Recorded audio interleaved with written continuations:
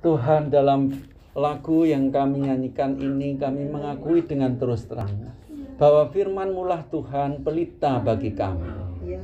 Firman-Mu cukup untuk menerangi langkah kami ya Tuhan. Walaupun dunia ini begitu gelap dan kami tak mampu untuk menembusnya, tetapi langkah kami yang diterangi oleh firman Tuhan itu dalam gelapnya dunia, kami yakini memampukan kami untuk terus berjalan sampai pada buah dari pengharapan kami, yaitu bertemu dengan Tuhan dalam kemenangan dan dalam kebahagiaan. Terangi akal budi kami dan pimpinlah kami semua supaya kami mengerti firman-Mu, sehingga menjadi kuatlah iman percaya kami. Di dalam nama Tuhan Yesus kami berdoa. Amin. Shalom Bapak Ibu, mari kita akan lihat ya, baca Alkitab kita di dalam kitab Mazmur pasal 39 ayatnya yang ke-8 sampai ayatnya yang ke-14. Akan saya bacakan firman Tuhan pada malam hari ini. Demikianlah firman Tuhan. Dan sekarang, apakah yang ku nanti-nantikan ya Tuhan? Padamulah aku berharap. Lepaskanlah aku dari segala pelanggaranku, jangan jadikan aku celaan orang bebal. Aku keluh, tidak kubuka mulutku, sebab Engkau sendirilah yang bertindak. Hindarkanlah aku daripada pukulan-Mu. Aku remuk karena serangan tangan-Mu. Engkau menghajar seseorang dengan hukuman karena kesalahannya, dan menghancurkan keelokannya sama seperti gegat. Sesungguhnya setiap manusia adalah kesia-siaan belaka. Selah. Dengarkanlah doaku ya Tuhan, dan berilah telinga kepada teriakku minta tolong. Janganlah berdiam diri melihat air mataku, sebab aku menumpang padamu. Aku pendatang seperti semua nenek moyangku. Alihkanlah pandangan-Mu daripadaku, supaya aku bersuka cita sebelum aku pergi dan tidak ada lagi. Amin. Bapak Ibu, suatu ketika ya pada hari Kamis, saya itu menerima tugas memimpin pujian di kebaktian penyegaran rohani ya. Kira-kira tanggal 24 ya, 24 atau 23 pada waktu itu. Kalau ada peristiwa-peristiwa itu mesti saya catat di dalam buku saya ya. Saudara-saudara, dalam beberapa hari sebelum itu saya itu tidak ada firasat atau alamat apa saya. Biasa-biasa saja. Lalu selesai saya memimpin pujian dan kebaktian itu, pada waktu saya masuk kamar saya langsung lihat HP saya. Karena memang saya kalau ke gereja itu khususnya di Darmo Harapan saya tidak bawa HP karena dekat. Setelah itu saudara, setelah saya membuka HP itu kok riwayat panggilan itu banyak sekali ya. Lalu setelah itu saya balik lagi ngebel, lalu panggilan itu ngebel lagi ya. Dalam bel itu saudara-saudara, ternyata kakak saya itu telepon saya. Kowe ndang bali saiki. Mae keadaane wis tidak memungkinkan. Setelah itu saudara, saya langsung pada waktu itu beli tiket ya, tiket langsung itu. Saudara-saudara, langsung saya berangkat, saya minta tolong kepada Tuhan Yesus itu. Tuhan, aku minta tolong kepada Engkau. Tolonglah berikan kesempatan kepada saya itu untuk berbisik di telinga ibu saya. Berikanlah kesempatan saya ini paling tidak bisa melihat beliau masih bernapas. Sambil berdebar-debar gitu saudara, di dalam kereta api itu kira-kira jam 10 malam ya, jam 11 malam. Setelah di perjalanan itu tiba-tiba saya dikabari lagi bahwa orang tua saya satu-satunya meninggal dunia. Setelah itu saudara, saya di dalam kereta itu menangis terseduh-seduh. Saudara tidak bisa ngempet ya pada waktu itu. Mungkin orang itu melihat saya itu dikira kena masalah apa ya. Karena memang pada waktu itu banyak hal yang tidak dapat saya terima secara manusia itu, saudara-saudara. Saya tidak mengerti Tuhan ini maksudnya apa dan bagaimana. Padahal saya ini kan ya minta baik toh, saudara-saudara. Kalau saya ingin berbisik kepada orang tua saya ingin komunikasi baik sebagai anak itu. Di samping itu, saudara-saudara, sebelum hari itu,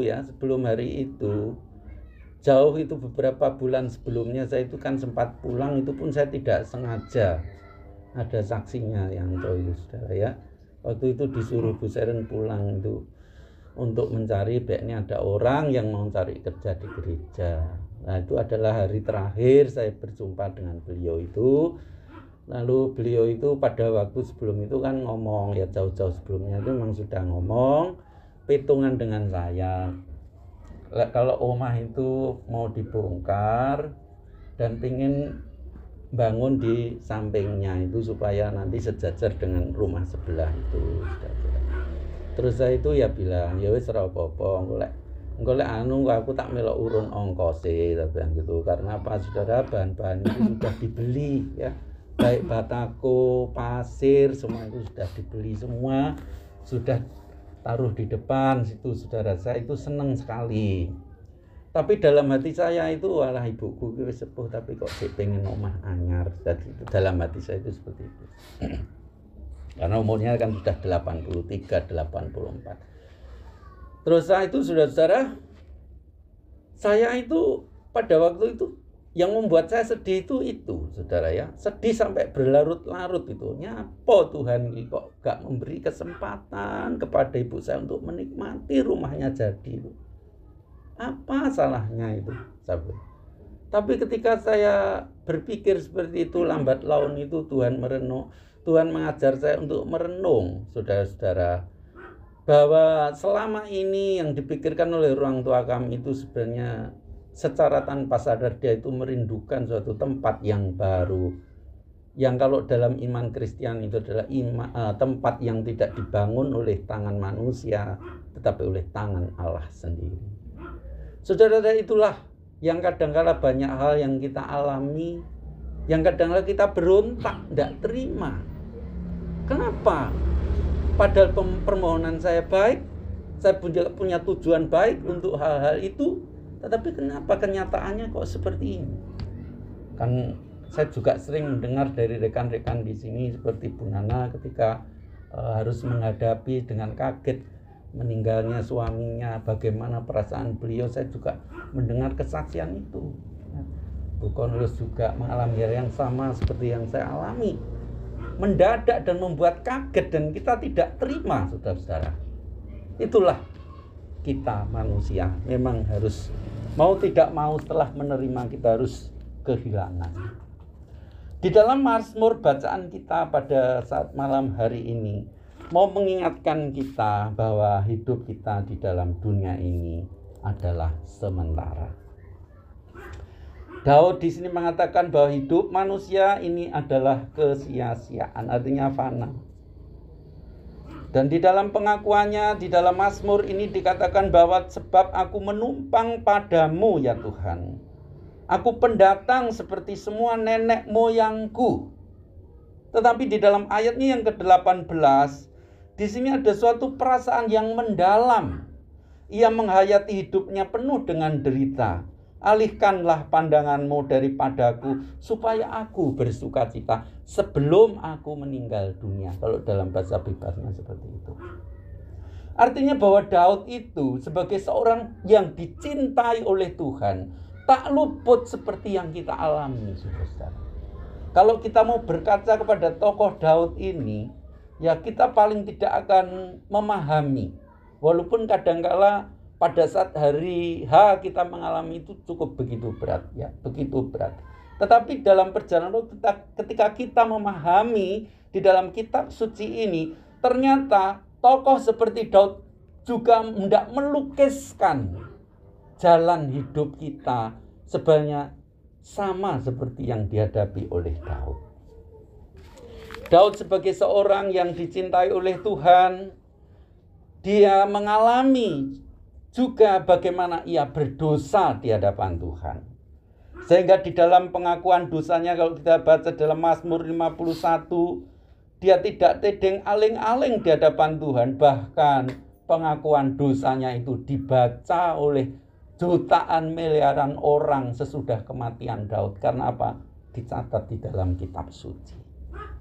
Bahkan di dalam ayatnya yang ke-9 di sini, Daud sendiri juga menyadari kemungkinan bahwa apa yang ia alami itu juga akibat dari kesalahannya dan dosanya. Sebagai satu contoh, ia menyadari bahwa ia kehilangan anaknya yang mati itu, yang dicintainya. Ia kehilangan dan ia meratap atas kehilangan itu sampai berminggu-minggu. Daud mengalami hal seperti itu, padahal dia adalah orang yang dicintai oleh Tuhan. Ia meratap berminggu-minggu untuk anaknya, supaya anaknya boleh Tuhan berkenan memberi rohnya kembali, itu mengembalikan rohnya, dan anaknya itu menjadi hidup. Tetapi anaknya tidak menjadi hidup, tetapi malah mati. Justru ketika Daud melihat anaknya yang tadinya itu seperti itu sakit yang tidak karuan, dia memberontak kepada Allah.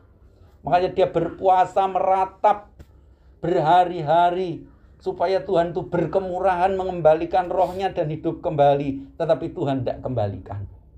Tetapi ketika Tuhan tidak mengembalikan roh anaknya kembali kepada tubuhnya, lalu Daud ia sadar, aku keliru selama ini. Justru akulah sebenarnya yang harus mengalami seperti anakku. Aku akan mati juga seperti anakku. Itu Daud, dia sadar akan dirinya, bahwa dirinya adalah fana. Sebagai orang yang dicintai Tuhan, Daud pun juga merasakan. Bayangkan saudara-saudara, orang tua mengalami perlakuan dari anaknya yang namanya Absalom itu, mau menggulingkan bapaknya, bahkan mau ingin membunuh. Dia sebagai bapak, dia hanya bisa menghindari supaya hal ini tidak terjadi, sehingga ia harus melarikan diri dari istana. Sebagai seorang yang dicintai Tuhan, Daud pun juga pernah mengalami sakit berat di usia tuanya. Di usia tua, mau menghampiri ajalnya, dia harus menerima kenyataan sakit, saudara-saudara. Tetapi dalam sakit yang ia alami, dia tetap ingat akan tanggung jawabnya sebagai seorang raja yang harus ngayomi penduduknya, rakyatnya, dan dia berjuang untuk itu. Saudara-saudara yang dikasihi Tuhan Yesus, memang yang namanya cobaan hidup itu tidak akan pernah lepas dari kehidupan kita. Di satu sisi manusia itu menginginkan kebahagiaan, dan itulah memang yang idealnya harus kita alami sebagai manusia yang hidup di dalam muka bumi ini. Tetapi di satu sisi keterbatasan kita tidak memungkinkan kita untuk menerima kebahagiaan itu secara langgeng di dalam dunia ini. Memang ketika kita lahir ceprot, saudara, kita menerima gizi, ya, bertumbuh. Terus itu gigi bertumbuh, bisa berbicara, bertumbuh terus sampai usia mungkin sekitar 30 nanti sudah lengkap semua. Tapi nanti ketika masuk 40, saudara, apa yang kita terima itu tadi akan mulai bersusut, ya, menyusut. Apa yang kita terima akan hilang dari kita. Gigi mulai oglak, ya. Meripat sudah mulai rodok kabur. Rambut putih tambah brodol. Saya itu dulu foto saya masih ada, rambut saya tidak seperti ini. Sekarang ya berkurang, harus menerima. Saya sudah beri serum minyak penumbuh rambut, ya tetap gak dukul-dukul. Ya. Belum lagi nanti dengkul linu-linu. Kalau dulu ketika kita masih muda, ya saya pun masih muda. Kalau duduk mau berdiri biasa, blak ngadek lingkuh. Kalau es tuwek, aduh. arep ngadeg leren dijunjung tadi. Aduh. Itulah kita, saudara-saudara, nanti. Dan kita rindu dalam setiap hal seperti itu, saudara-saudara. Doa Daud di sini. Kita minta dalam keadaan bagaimanapun supaya Tuhan mengalihkan, memperhatikan hidup kita, supaya kita boleh berbahagia di dalam dunia ini. Berbahagia di dalam iman. Karena kita memiliki Yesus. Memiliki Yesus adalah memiliki segala-galanya. Tidak memiliki Yesus, dia akan kehilangan segala-galanya. Ini yang harus kita garis bawahi dalam hidup kita.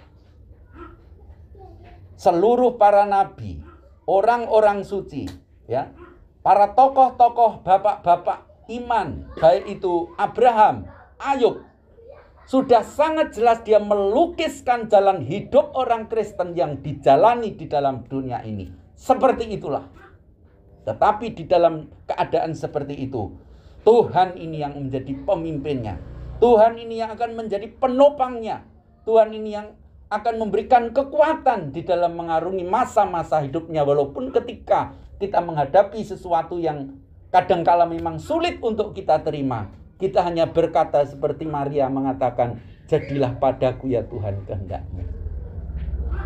Kita harus ingat seberat apapun yang kita jalani hidup ini, ingat bahwa Tuhan tidak meninggalkan kita.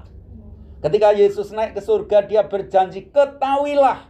Orang Kristen seringkali tidak tahu, tidak sadar bahwa Tuhan itu ada di sampingnya, bahkan di dalam hatinya.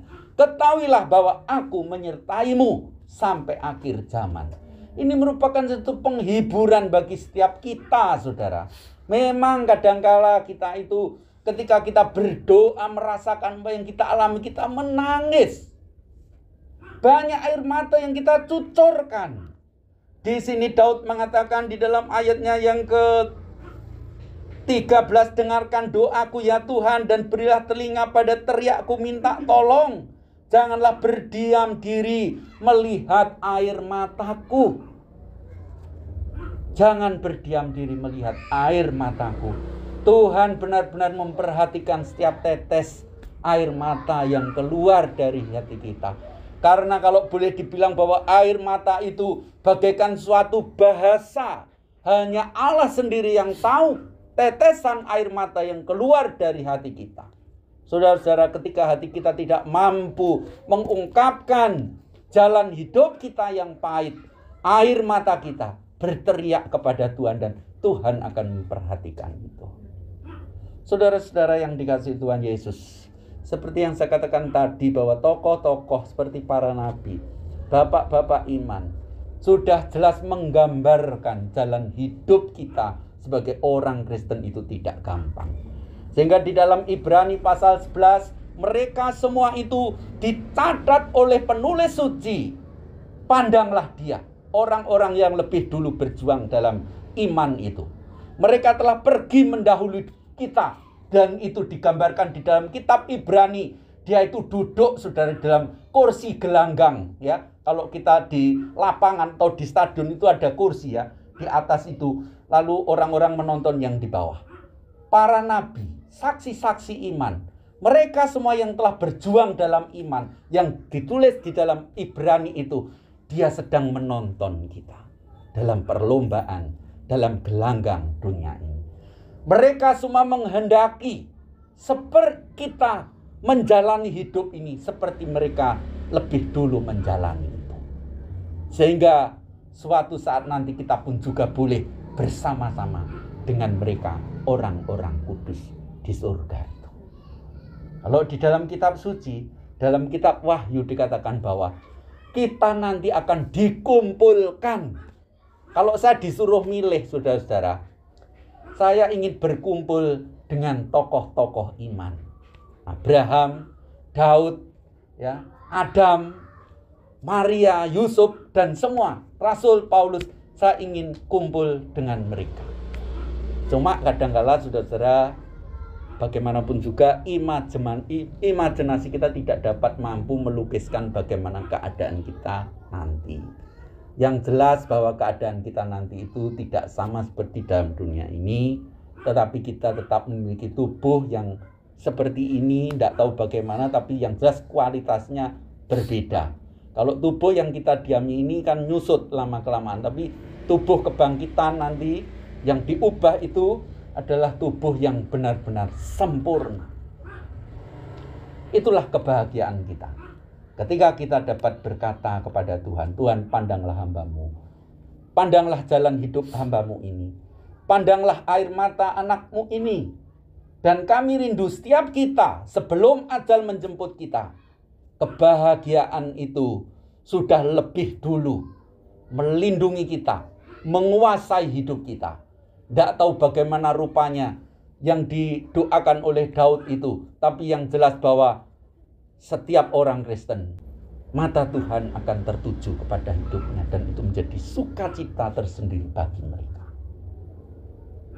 Jangan khawatir, Tuhan selalu beserta kita. Jangan khawatir, banyak tokoh-tokoh iman di surga yang saat ini sebenarnya dia memberikan semangat melalui teladan hidupnya di dalam kitab suci, supaya kita berpacu di dalam perlombaan gelanggang iman ini. Tuhan mengantar kita sampai pada tujuan iman kita yang sempurna. Tuhan memberkati. Mari kita nyanyikan satu pujian, dan setelah itu kita akan berdoa. Tuhan Yesus setia, Dia sahabat kita, jalan setelah susahku selalu menghiburku. Dia mengerti bahasa tetesan air mata. Waktu badai mengamuk dan gelombang menerjang, Tuhan Yesus setia. Tuhan Yesus setia. Tuhan Yesus setia. Dia sahabat kita. Dalam segala susahku selalu menghiburku. Dia mengerti bahasa tetesan air mata. Waktu badai mengamuk dan gelombang menerjang, Tuhan Yesus setia. Sekali lagi kita nyanyikan pujian ini. Nanti kepada Bapak Paiti kami saling berdoa serta mengakhiri persekutuan kita pada malam hari ini. Dia sahabat kita, benar ya Tuhan, haleluya. Dalam segala susahku selalu menghiburku. Engkau yang paling mengerti bahasa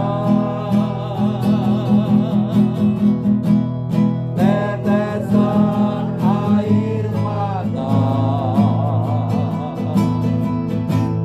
Waktu badai mengamuk dan gelombang menerjang, Tuhan Yesus setia. Mari kita berdoa.